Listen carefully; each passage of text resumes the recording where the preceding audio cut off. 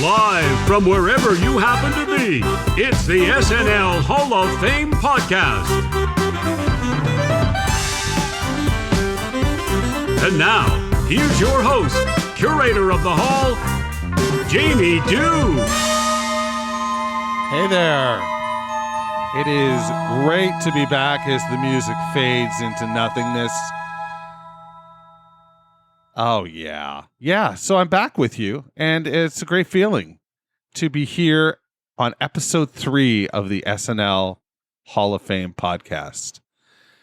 As my cohort, Doug Danette, said, by the way, when you're listening to that, do you picture me just getting up to no good in Toronto, still shots interspliced with video shots of, perhaps I'm squirting mustard on a hot dog at a hot dog vendor cart, or maybe I'm skateboarding awkwardly.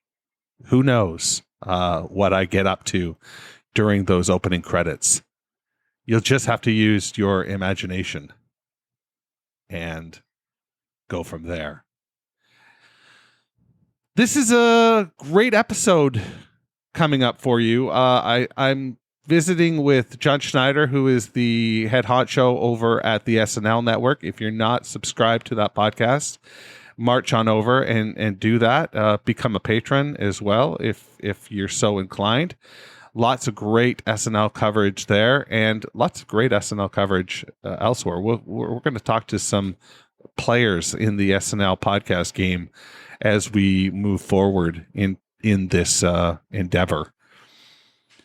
Added to the ballot this episode will be Steve Martin in the host category. So that's pretty exciting. Jon has a great way of breaking it down as well. And, why don't we just get right into it? This is my interview with Jon Schneider, where we talk about Steve Martin entering the SNL Hall of Fame.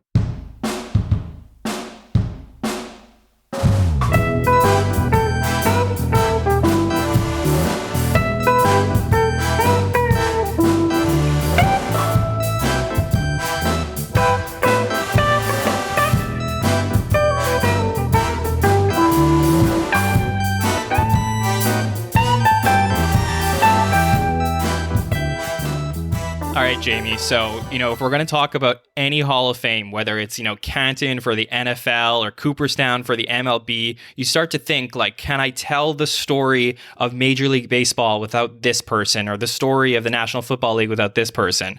Well, when you're talking about, the Hall of Fame for Saturday Night Live, you cannot tell the story of Saturday Night Live without Steve Martin. This is a guy who hosted 15 times. He had the record for hosting for the majority of the run of the show. He was very involved with the original cast and really helped, make Saturday Night Live huge in its first 5 years.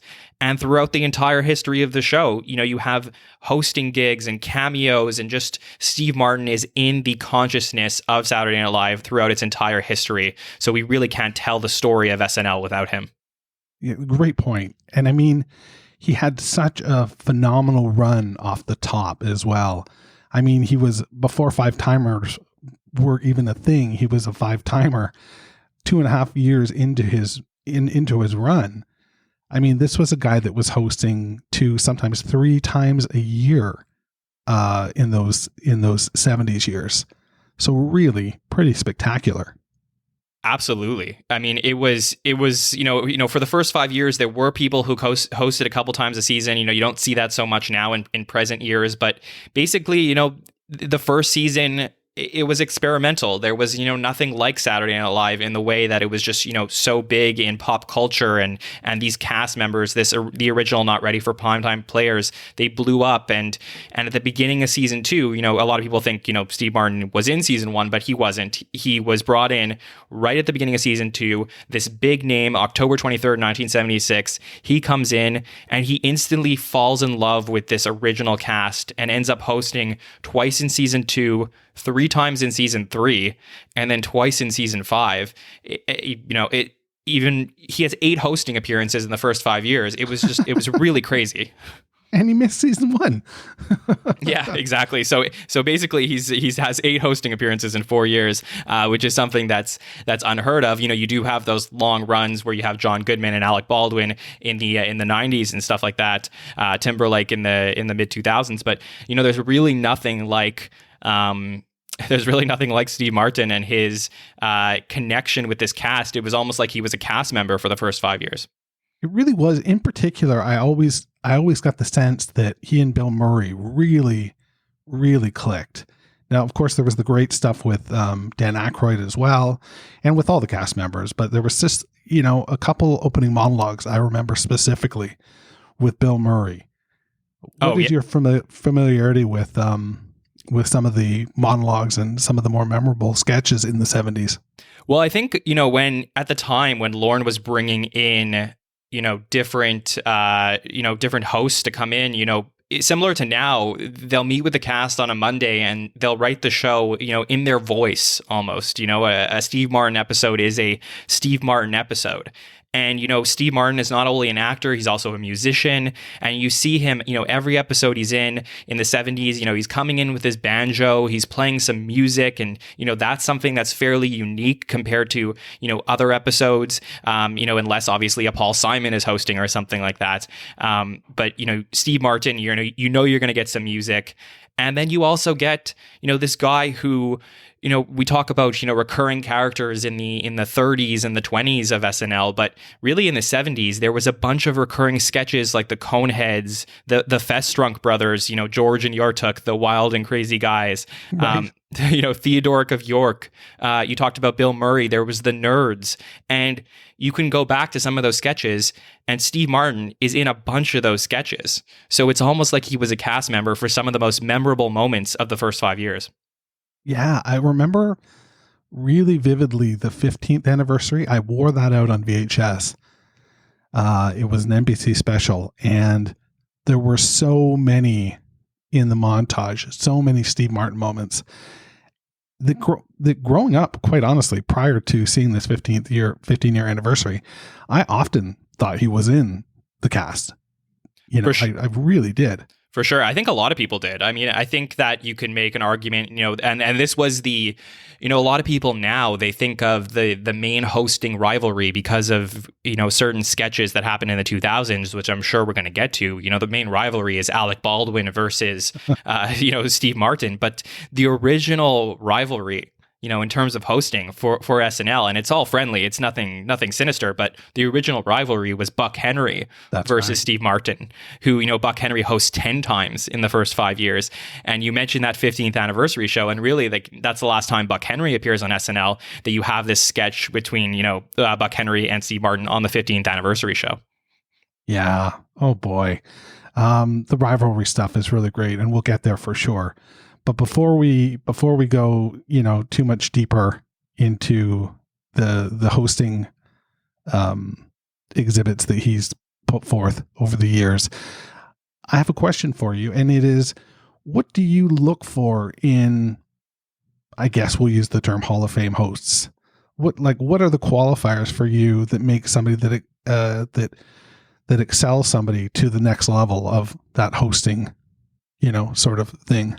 Yeah, I think it's, somebody who transcends the show. Like, I think if you saw that card come up on screen, between commercial breaks, and you saw that next week the show was going to be hosted by a Steve Martin, it's like people who don't watch SNL are going to tune in that week to watch Steve Martin because they know it's a special episode.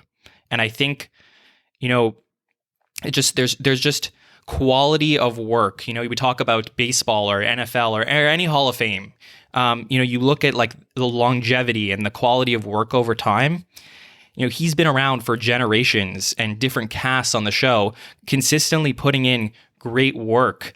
That, like I said, you can't tell the story of SNL without Steve Martin, who was never working for SNL. He was brought in as a guest, and it's amazing to talk about. What I think is really fascinating, and you might have updated numbers on this, but he's hosted 15 times and he's also guested 15 times. I don't know if your numbers bear that out. Yeah, no, I believe you're right. I mean, he's a lot of his cameo appearances came later on in the run. I mean, he hasn't hosted since 2009. So, Right. and I don't know if we're going to get another hosting appearance from him at his age, but you are right. I mean, 15, he has about, I think it's actually 16 cameos. So one came pre-recorded when Alec Baldwin tied his record in a monologue. Oh, Yeah. so are there any other big key moments in the 70s that you cleave to, when you think of Steve Martin? Yeah, so there's this Performances in particular? episode, Jamie, that you can't talk about Saturday Night Live without talking about April 22nd, 1978. This is one of the most famous shows in the history of the show. This is the Steve Martin Blues Brothers show, Right. and it is so famous for so many reasons. One being the Blues Brothers being, the musical guests, having John Belushi and Danny Aykroyd being their cast members, but they were also the musical guests. So that was so unique. Then you have this King Tut sketch, which is, Right. One of the most famous SNL sketches you can think of, that Steve brought onto the show. He wrote for the show. And then when you go back to the 40th anniversary, he breaks that out once again, 35 years later. So there's that. And then there's this sketch in there that, SNL fans, it gives you goosebumps whenever you think about it. But there's this, really famous Dancing in the Dark sketch with Gilda, where they get up from the table and they're dancing and everything else is silent behind them. And Perfect. it's so perfect and so unique. And most people think of that one and they obviously think of the Jan Hooks and Phil Hartman pre-tape that happened in the late 80s. But when you talk about the great Gilda Radner and her history with the show, you can't not talk about the sketch with Steve Martin, which he ends up hosting on the day she passes in 1989. And, instead of going out and doing a monologue, he says, I would like to just play you something, and goes back and plays this sketch from 1978. So wonderful. It makes it more wonderful almost because he's so absurd normally, in his non-straight up performances. It's very absurd Steve Martin that you get.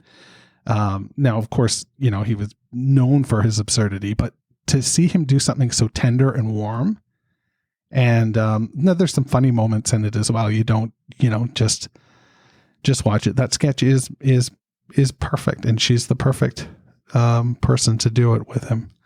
Absolutely. So, yeah. And look, I mean, if you want a couple of other extra, nuggets from the late 70s, really, like, one of the cool things was there was this sketch that he also did with Gilda, where there was a restaurant sketch near the end of the November 4th, 1978 show, where they're in the middle of the sketch and suddenly NBC decides to go to commercial.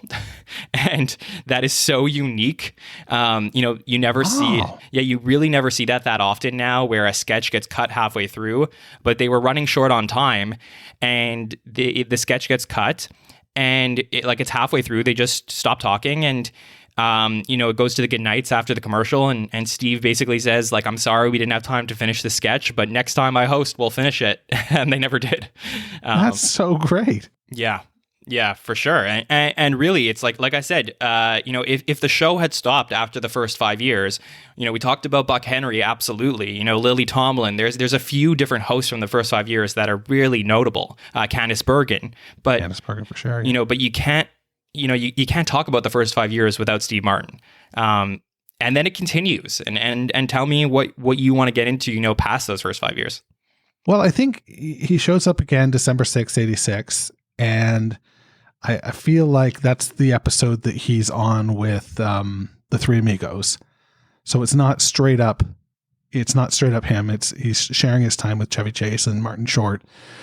But I think that the time he shows up with, I want to say, Sting. No, it's not Sting. What is the one that he shows up and his monologue is that he's not going to phone it in? Is that 89 or 91? I believe that is 91. Yeah, James Taylor. I really thought that was a really great monologue. 7 minutes to wear, Mr. Martin. Right. So you remember when Bill Murray came when you were the medieval barber, and he came with his legs all broken from being dragged by the ox cart after having too much mead? Yeah, what about it? Oh, that was awesome. That was a long time ago. Steve, you want to run lines for our scene? We have a sketch together? Is it on cue cards? I guess so. Or what's the problem?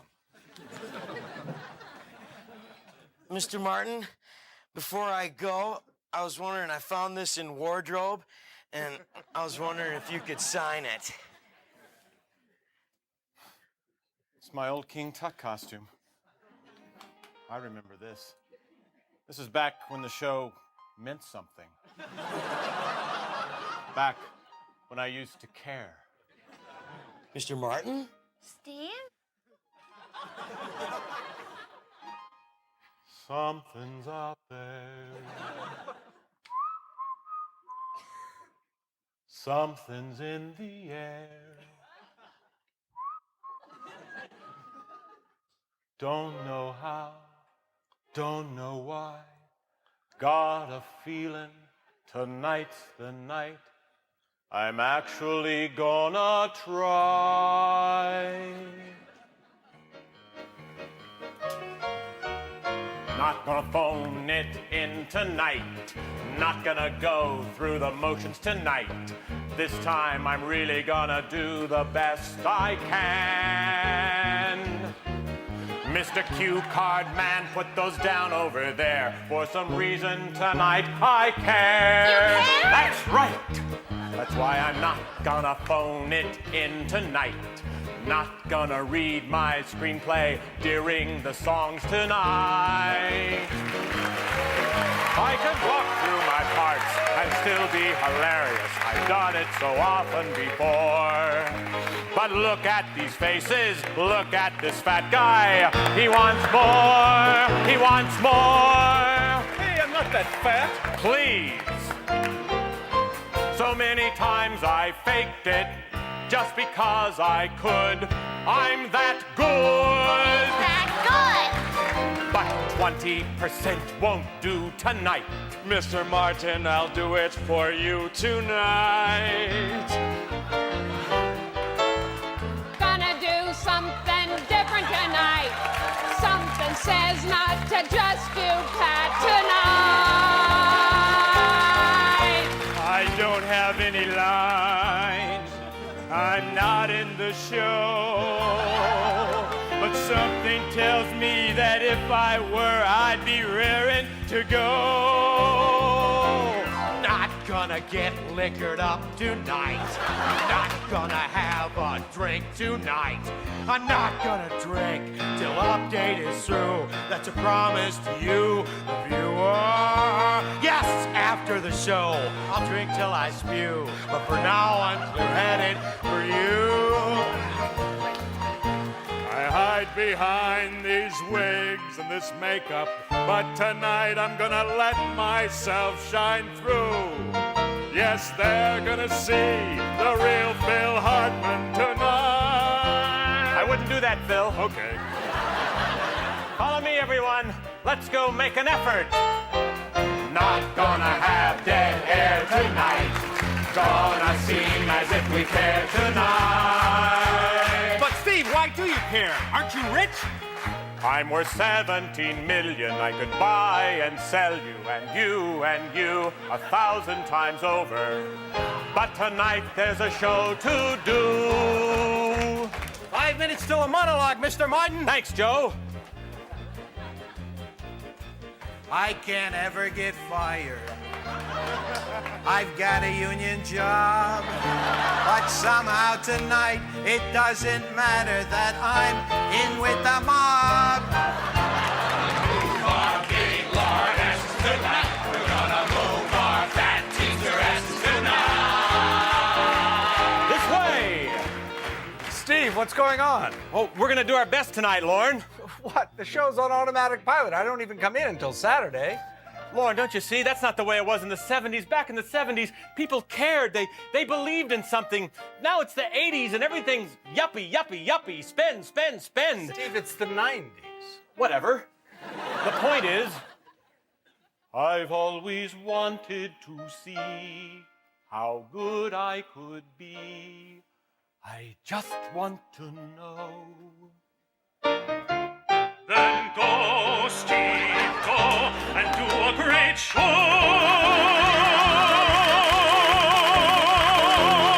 Thank you, Lord. I've never felt so alive. God, I feel young again. I feel 38. Come on, everybody. We're gonna learn our lives, do our parts well. Then we'll go back to coasting, but not while Steve's coast. 'Cause we're not gonna phone it in tonight.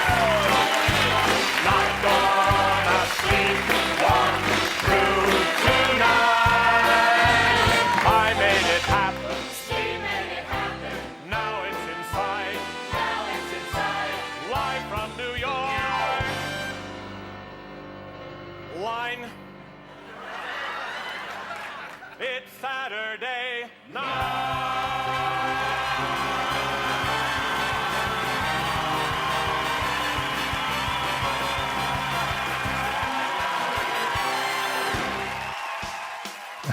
It is a classic monologue. But before we even get into that, Jamie, I mean, I'll give you like another interesting note because you can't, like I said, you can't talk about Steve Martin without talking about the Lorne years because he really didn't appear during the Dumanian and Ebersol stuff. But there is a weird note that there is a canceled episode of SNL from the writer strike.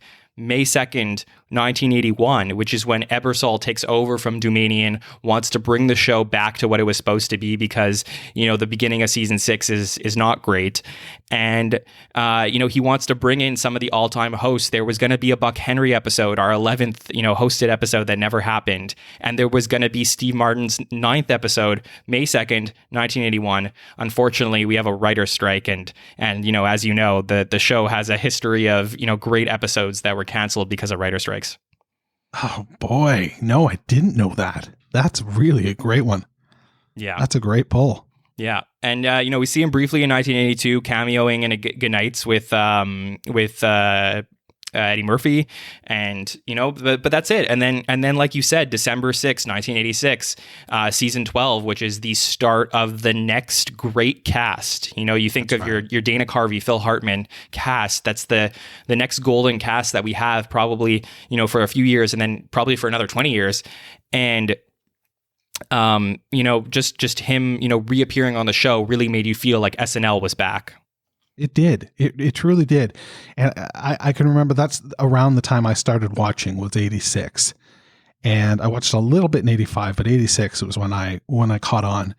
And although several of the hosts I didn't know because they just weren't part of my zeitgeist, Steve Martin was always one that I looked forward to and that I saw that I would definitely make sure to see when I was checking out SNL until it became absolutely regular in around 87.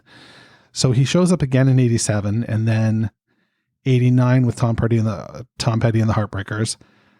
But going back to that December 14th, 91 with James Taylor episode and the Not Gonna Phone It In Tonight.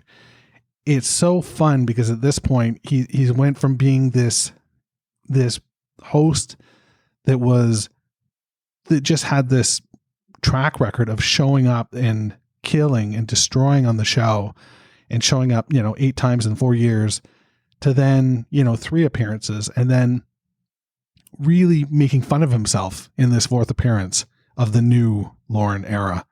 That he at this point is way bigger than the show, even though he's, appearing on the show, if that makes any sense.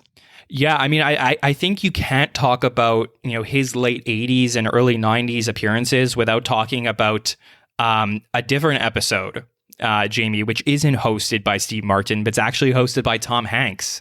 And, in 1990, Tom Hanks hosts an episode where he gets his, 5 Timers Club, That's right. his card, which gives him entrance to the 5 Timers Club. And, that is, really the first cameo of Steve Martin, when he's, or one of the first few cameos of Steve Martin when he's not actually hosting the show. But, Tom Hanks walks in and sees Steve Martin and Elliot Gould and Paul Simon and different people in the lounge. And, I think that's the moment where SNL becomes, so much bigger, because it's like, oh, there's a lot of meta nature here where the show can talk about how, its successes are so big that if somebody hosts 5 times, they get rewarded for it. You're completely right. It lended credence to that premise, like right off the bat, to see Steve Martin in there. And really a new sort of era, a meta era. Interesting.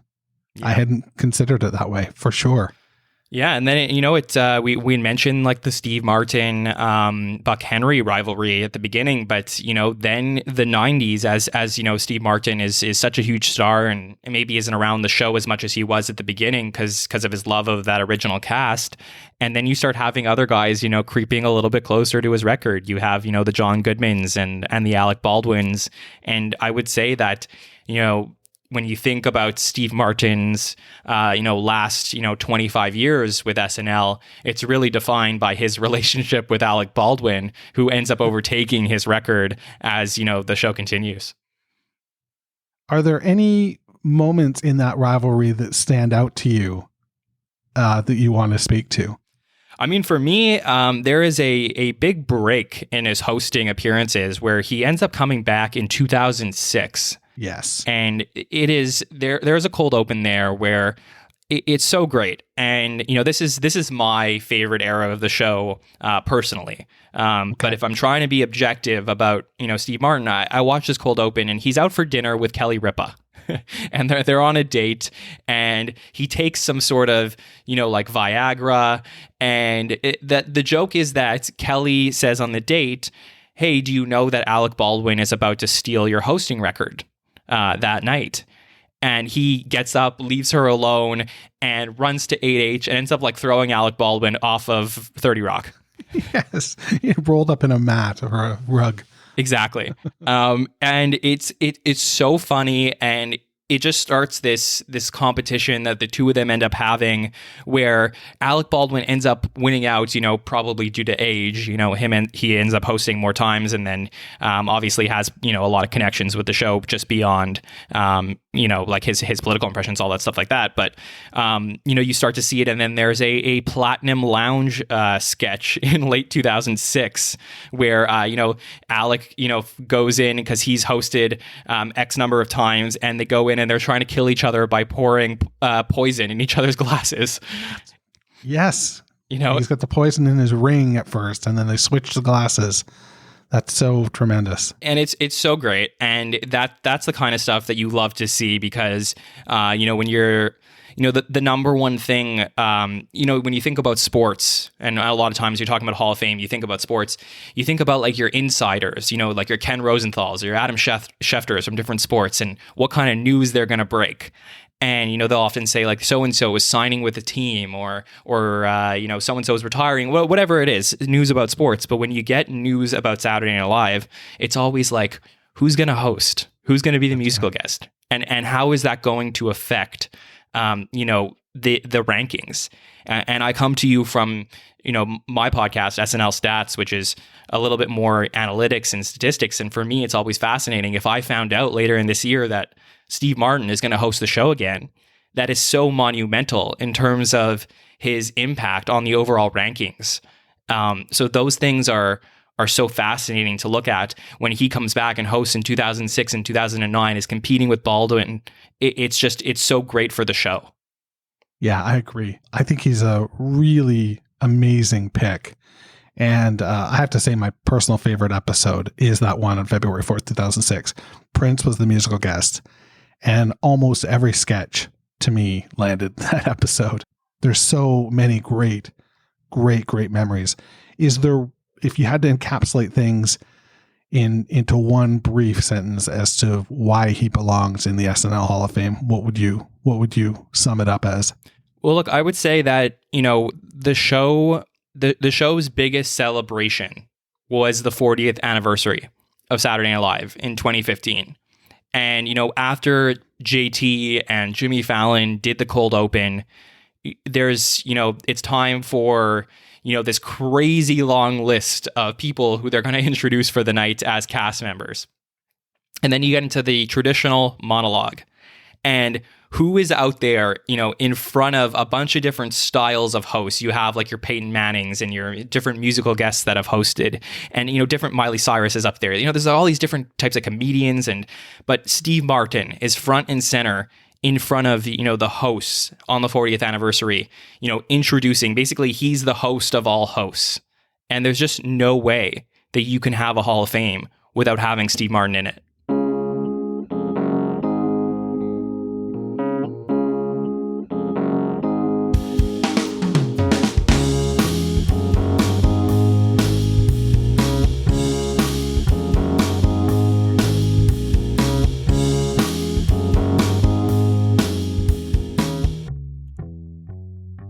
Whoa, it gets funky at the end there. Just a little bass right at the tail end of that hit. Wasn't that great? That was a great time spent with Mr. Schneider there of the John ilk as he led us through this real clear and concise, argument as to why Martin belongs in the Hall. So now it's up to you. When voting opens, whether or not John made a compelling enough argument for you to cast a ballot for Mr. Martin, we shall see. You only get 12 votes. And, when the full ballot is revealed, you're going to have a difficult time casting those 12 votes. And here's the thing, you don't even have to cast 12. You can cast up to 12. So you might be a real pernickety person who thinks this is the Hall of Fame. This is my definition of the Hall of Fame. It's only this echelon of people or this caliber of people that you're, focusing on. So we'll see. We'll see how this all plans out. If you want to know more information about the voting process, I would say your best bet is to either shoot me an email, jamie@snlhof.com, or visit snlhof.com, the website, and there's some information there for you. You can subscribe so that you'll get the voting list sent to you. You can just do it over social, etc. when the time comes. So there's that. That's what I've got for you, and I hope you enjoyed yourself this week in the Hall. For goodness sake, turn out the lights on your way out, because for now, the Hall is closed. Thanks for listening to the SNL Hall of Fame podcast. You can find everything you need to know about the show at snlhof.com. Don't forget to subscribe, share, rate, and review the show wherever you get your podcasts. This is Doug Denant saying, this is Doug Denant saying, see you next month in the Hall.